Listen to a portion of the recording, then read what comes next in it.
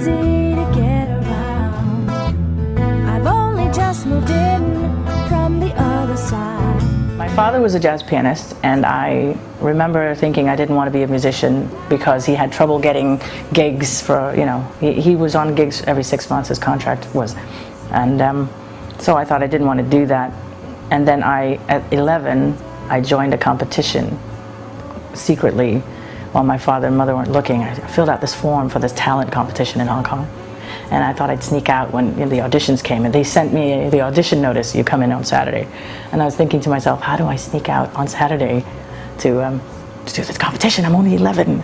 And the day came and I was thinking, oh my God, how do I do this? How do I do this? And then eventually I had to tell somebody. I told my mom told my dad. They both yelled at me, and I said, but I really want to go, and I cried, and they said, okay, fine, I'll take you. So my father took me to this audition, and as soon as he arrived at the audition place, the pianist who was playing the music, playing the piano there, stood up and he said, I'm not worthy, your father has to play your songs. I'm like, oh dear.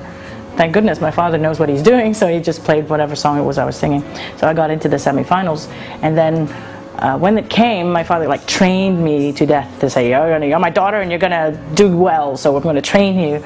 So we went to all these nightclubs and bars and stuff just to practice my vocals and stuff.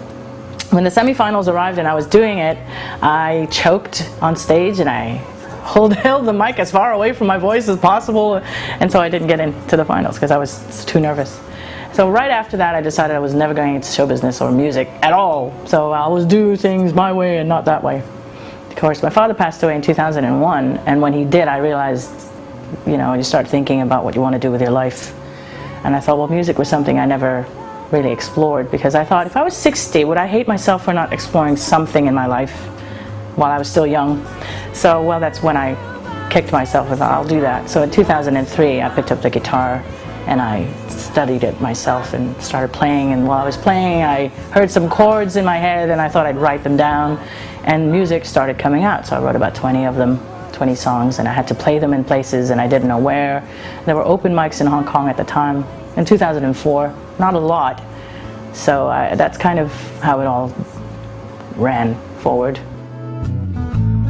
I can see rooftops of buildings, old and new. And all around me, windows show what people do. Shoebox in the City was written when I moved from Sai Kung, which is a beautiful place. I had a 700 square foot flat with a roof, and I was overlooking the yacht club and the marina and the mountains in the back. It was beautiful. And I realized after I wrote my songs that I needed to be in Central so I could, play gigs, because I didn't want to lug my guitar in the middle of the night everywhere. So I found a place smack in Soho, in the middle of Soho, right on the top floor. It's a tiny little apartment, about 350 square feet. And literally you stretch your arms out, you can touch the windows on both sides. And I could see window on this side, window on this side. And it's open out to looking at other houses, but they're not really that close. They're kind of at a distance. So you have enough space, and you have the sky, and you've got Cheung Kong on that side with their lights flashing, and you've got Center Tower on this side with their lights flashing. So there's all these skyscrapers, and down below you can see all these rooftops, the 3 or 4, 5 floors of the old buildings and walk-ups, and then you've got Graham Street down below, which is all the markets and people walking around there. So, and the harbor, a little bit of the harbor. I had a terrace that I could look out on.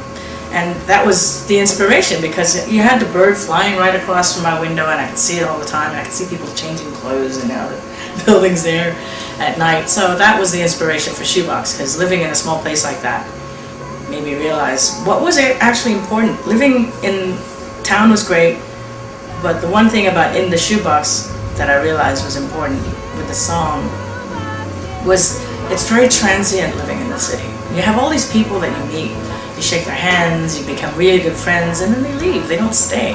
They're here, and then you're like, oh, you make your best mates for a long time, and then they disappear back to their country, and you're like, oh, you're stuck, but then what else can you do? You appreciate the view that you have, or you just look out, and there it is, that's the view.